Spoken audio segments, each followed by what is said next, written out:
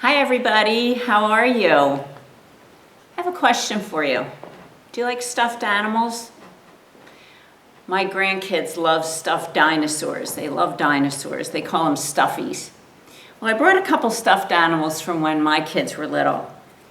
Here I have a cute little bear with a sweater on. He's so cute. And I have a tiger. And I also have a lion puppet.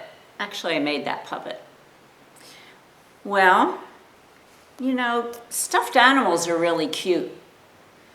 But if you met up with a bear, or a real bear in the woods, it may look cute, but you know it's going to be ferocious and you shouldn't go near it, of course.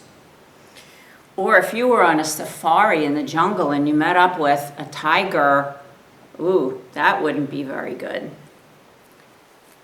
And of course, the lion is supposed to be king of the jungle, right?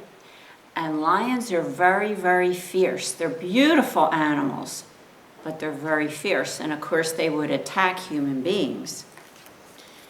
Well, our story today is about somebody that gets put into a den with lions. Can you imagine being put in a cage with a bunch of lions?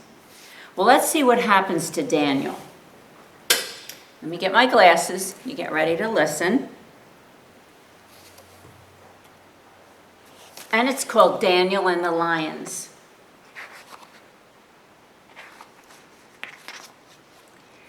Daniel was an important man. He was one of 3 ministers chosen by the king to help him rule the land. Daniel worked hard. He soon became the king's favorite.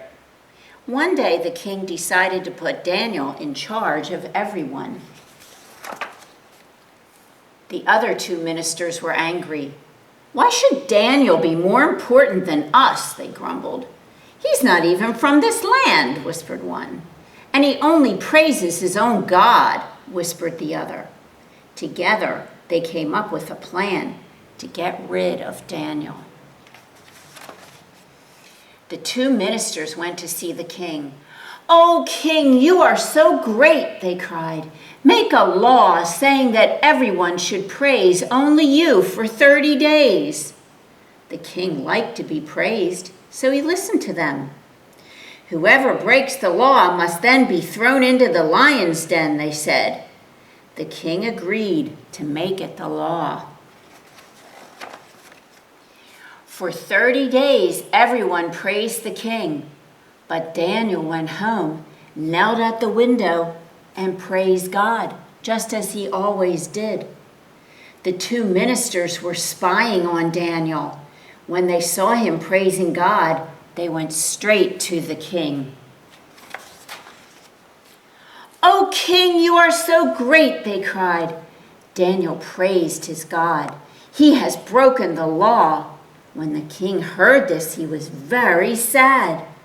"Whoever breaks the law must be thrown into the lion's den," they said. "The law is the law," sighed the king. Daniel was taken into the deep, dark den. Inside, the lions prowled and growled. Look at poor Daniel. Look at his face. Daniel was lowered down into the den. The lions sniffed and snarled. The king looked down into the den. "I hope your God takes care of you, Daniel," he said sadly. A big rock was rolled over the den so that there was no escape. Daniel sat in the gloomy den. The lions circled around him. Can you imagine? Then an angel appeared, and the lions settled down. The king went back to his palace. He couldn't eat. He couldn't work. He couldn't sleep. All night he tossed and turned in his bed.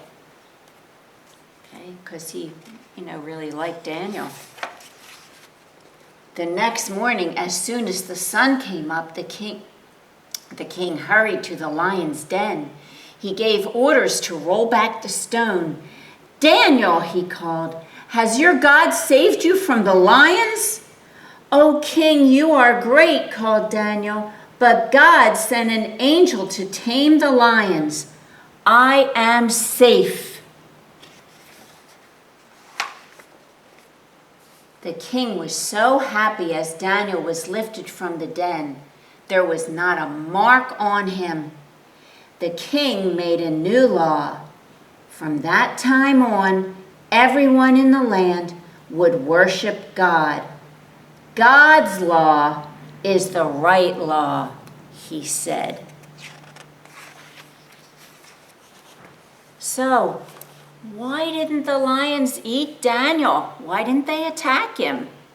Well, did you notice in the book it was because the angels came and the angels closed the mouths of the lions? The angel, just one angel.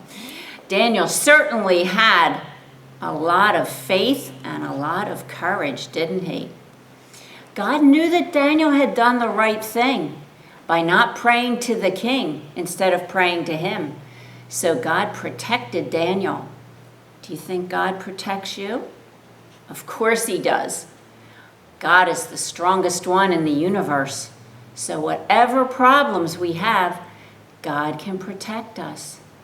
If we love God and do what's right, then he will protect us, just like he protected Daniel from the lions.